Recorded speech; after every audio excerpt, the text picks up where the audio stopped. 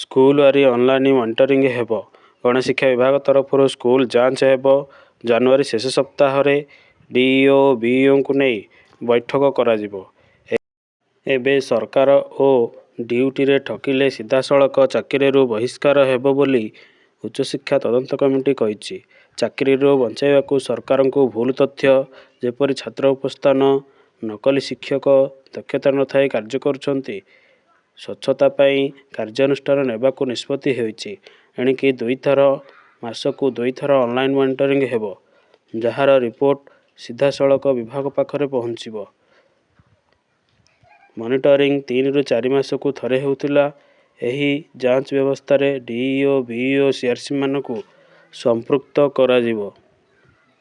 ତେଣୁ ସମସ୍ତ ଶିକ୍ଷା ଅଧିକାରୀ, ଶିକ୍ଷକ, ଶିକ୍ଷୟିତ୍ରୀମାନେ ଏଥିପ୍ରତି ସାବଧାନ ଓ ସତର୍କ ରହିବା ବିଧେୟ ଏବଂ ନିଜ ପାଇଁ ମଧ୍ୟ ଗୁରୁତ୍ୱପୂର୍ଣ୍ଣ। ବିଭାଗର ଅଧିକାରୀ କହିବା ଅନୁଯାୟୀ ମଧ୍ୟାହ୍ନ ଭୋଜନ, ପୋଷାକ, ମାଗଣା ପାଠ୍ୟପୁସ୍ତକ ଆଦିରେ ଦୁର୍ନୀତି ହେଉଛି। ଏବେ କେଉଁ ବିଦ୍ୟାଳୟରେ କେତେ ବିଷୟଭିତ୍ତିକ ଶିକ୍ଷକ ନିଯୁକ୍ତି ପାଇଛନ୍ତି, ତାହାର ତଥ୍ୟ କାହା ପାଖରେ ନାହିଁ। ଏଥିରେ ଅଭିଭାବକଙ୍କ ମତାମତ ମଧ୍ୟ ଗୁରୁତ୍ୱ ଦିଆଯିବ। ସେଥିପାଇଁ 30 ଜିଲ୍ଲା ଓ 314 ବ୍ଲକରେ ଆସନ୍ତା ଜାନୁଆରୀ ଶେଷ ସପ୍ତାହରେ ବୈଠକ ଅନୁଷ୍ଠିତ ହେବ। ସେହି ବୈଠକ ଅନୁସାରେ କାର୍ଯ୍ୟ ବା ଆକ୍ସନ ନିଆଯିବ। ତେଣୁ ଶିକ୍ଷକ ସମସ୍ତେ ସାବଧାନ ରହିବା ପାଇଁ ପରାମର୍ଶ ଦିଆଯାଉଛି।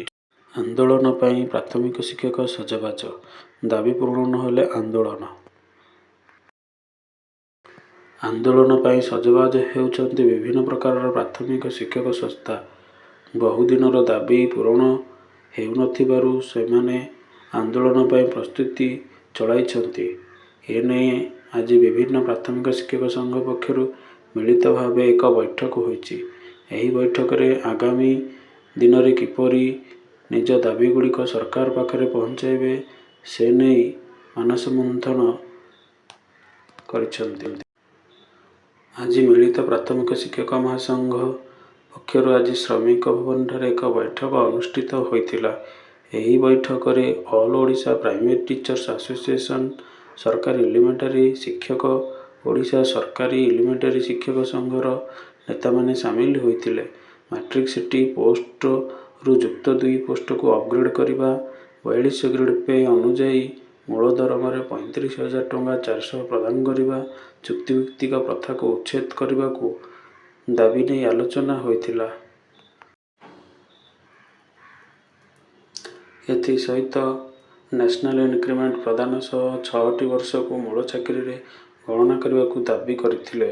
ମହାସଂଘର କହିବା, ଅଭିଯୋଗ ବହୁ ବର୍ଷ ଧରି ଏହି ସମସ୍ତ ଦାବି ନେଇ ଆନ୍ଦୋଳନ ହେଉଛି, ହେଲେ କୌଣସି ସୁଫଳ ମିଳୁନି। ସରକାର ବୁଝାଇ ଆନ୍ଦୋଳନରୁ ପ୍ରତ୍ୟାହାର କରାଇ ଦେଉଛନ୍ତି, କିନ୍ତୁ ଏଥର ଆଉ ବିନା ଦାବି ପୂରଣ ନହେଲେ ଆନ୍ଦୋଳନରୁ ଉଠିବେ ନାହିଁ ବୋଲି ନିଷ୍ପତ୍ତି ହେଉଥିଲେ। ଏଥିସହ ସମସ୍ତେ ଏକ ହୋଇ ଲଢ଼େଇ କରିବେ ବୋଲି କହିଛନ୍ତି।